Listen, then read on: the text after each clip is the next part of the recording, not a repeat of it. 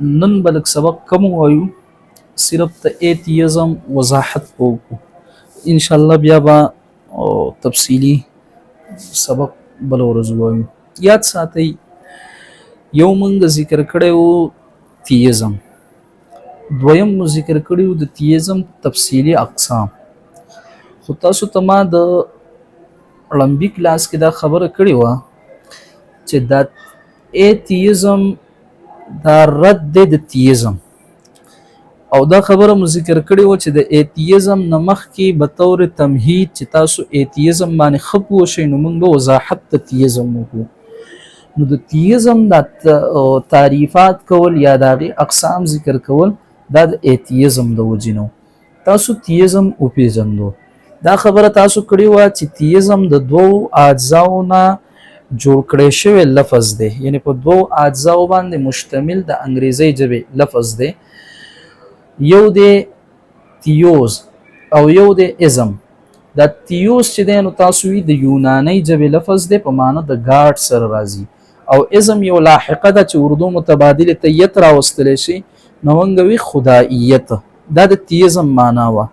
اوس یاد ساتئ دا ایتیزم، دا ای چې دی نو دا په انګریزي ژبه کې چې کله ابتدا کې راشي نو دا کله په معنا د نفي سره راځي، کله کله په معنا د څه سره راځي؟ د نفي سره راځي. لکه ګوره تاسو په خپل عربی کې ویلی دي چې ضربه، نو د دې نه کله چې ما راشي ما نافیه نو دا بیا ضربه په معنا د نفي سره راشي، یعنی ما ضربه چې کله شي نو معنا دا اولی وخل معنا وه، خو چې کله دا نفي ما وسره ولګېدله نو اوس معنا دا شو چې نه وخل، اوس معنا نه وخل شو.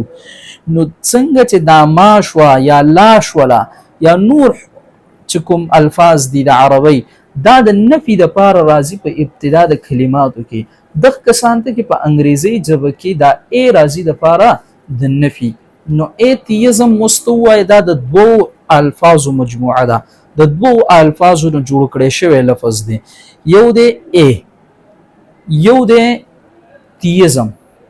نو تیزم تا وپېژندو تفصیلا چې معنی خداییت وه، او ای په معنا د نفي سره ای سابقه چې کله راشي نو معنا د نفي ورکوي.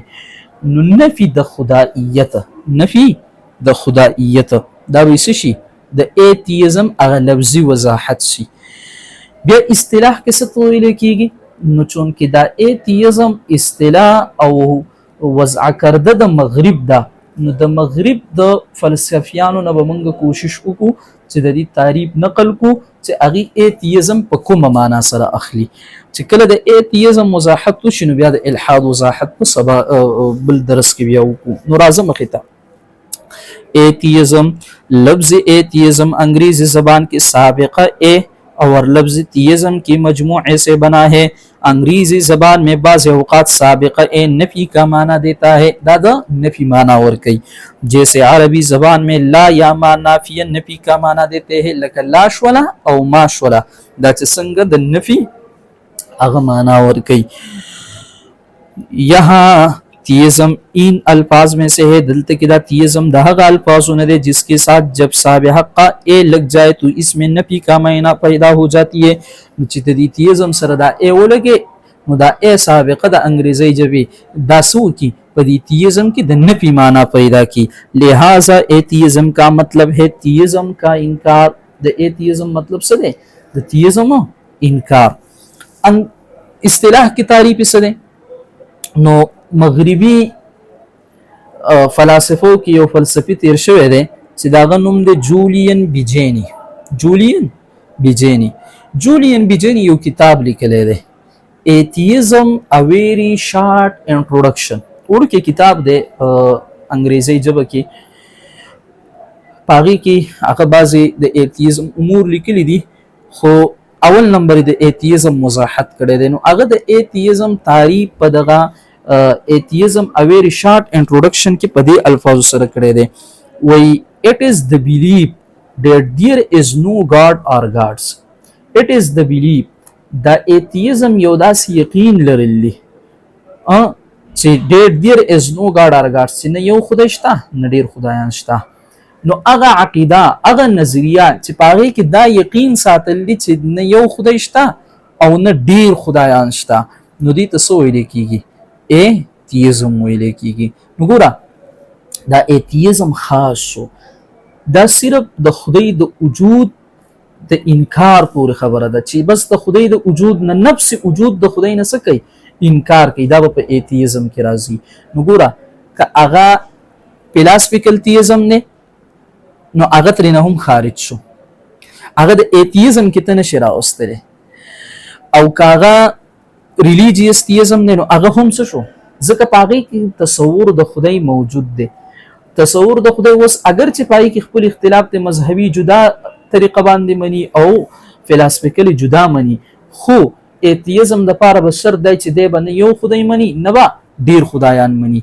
خو اوس دا به موږ بیا ذکر کوو د ایتیزم د فلسفیان د تیزم چې کوم فلسفیکل اقسام موږ ذکر کړل دا په الحاد کې راځي خو د مغربي اصطلاح چې کومه ایتیزم ده نو په هغې کې طبیعه څه کولی شي نشي راوستلی نو هغې ته به موږ الحاد وایو چې دا یو مجموعي الحاد چې دی نو دا یو څه ده جامع لفظ دی چې دغه ته شاملېږي ځکه زمونږ په نسبت باندې الحاد څه دی الحاد بیا زمونږ د عربو اصطلاح ده نو بیا به دلته کې زمونږ تشریح سوي هغه به معتبر وي. خو به هر کې تاسو په دې باندې دومره ورسېدلی چې د ایتیزم تعریف جولیان بیجیني په دې الفاظو سره کړی دی چې اټ از د بلیف that there is no God or gods. د کتاب حواله ما تاسو ته درکړه ایتیزم a very short introduction چې داسې عقیده لرل داسې نظریه لرل چې نه یو خدای شته نه ډیر خدایان شته.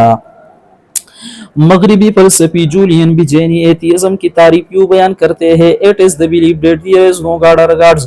کتاب نام دے ایتیزم a very short introduction یعنی ایتیزم اس اعتقاد کا نام ہے کہ کوئی بھی خدا خواہ ایک ہو یا ایک سے زیادہ نہیں ہے.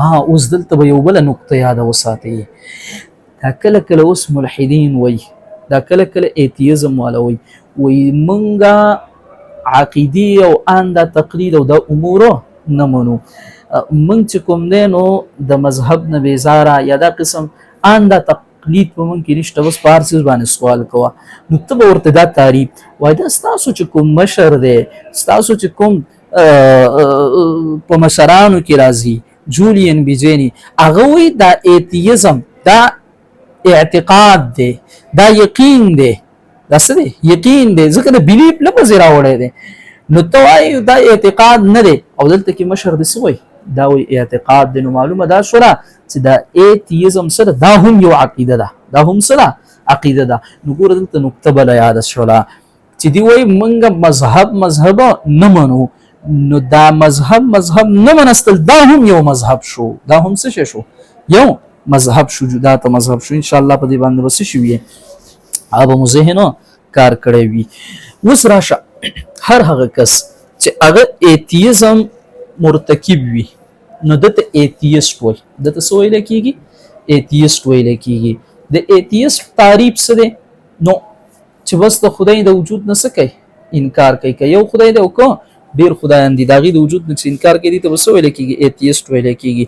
خو بهر کې موږ به د یو بل مغربي فکرمن په حواله سره تعریف ذکر کو مایکل مارټن د ایتیست تعریف په دې الفاظ سره ذکر کړی دی وای ان ایتیست is someone without a belief in God یعنی ملحد هغه کس دی یعنی ایتیست هغه کس دی چې هغه د خدای په وجود یقین نه ساتي without a belief in God چې په خدای باندې څه نه ساتي یقین نه ساتي نو هغه ته بسول ایتیست وایي.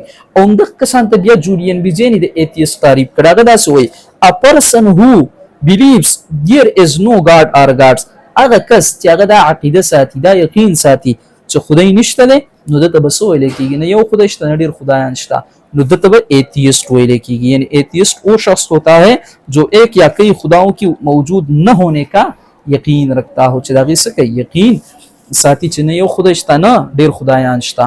نو هر کې نن موږ د ایتیزم خبره ذکر کړله چې ایتیزم څه ته وایي یو لفظي وضاحت مو وکړو بیا مو درته د جولیان بیجیني په حواله سره تعریف ذکر کو دویم مو د ایتیست تعریف ذکر کو د جولیان بیجیني نه او د مایکل مارټن نه ان شاء الله بل درس کې بیا د الحاد خبره ذکر کو څه ذکر